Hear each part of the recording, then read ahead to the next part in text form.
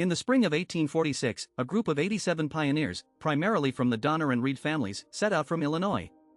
They were seeking a better life in the promised land of California. Their journey was supposed to be a difficult, but ultimately triumphant, American adventure. Instead, it became synonymous with the most desperate, horrific taboo in human existence. The tragedy of the Donner Party was born from a series of disastrous, fatal decisions. Instead of taking the established, safe route, they decided to take a shortcut promoted by an ambitious guidebook author named Lansford Hastings. Hastings claimed this new route, the Hastings Cutoff, would shave weeks off their journey.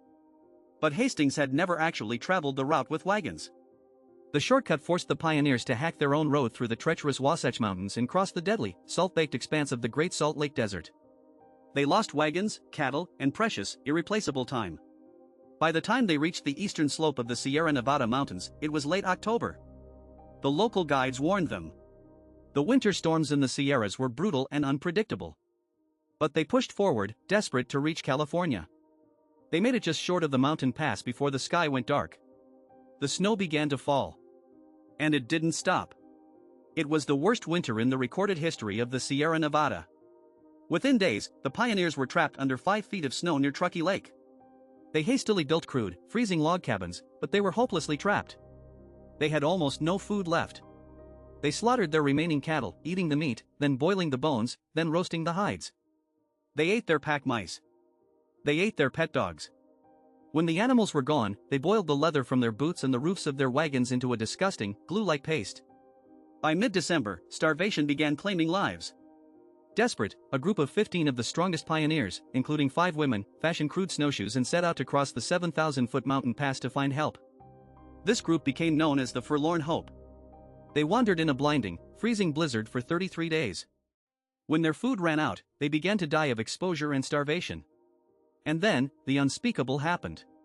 To survive, the remaining members of the Forlorn Hope made the agonizing decision to butcher and eat the bodies of their dead companions.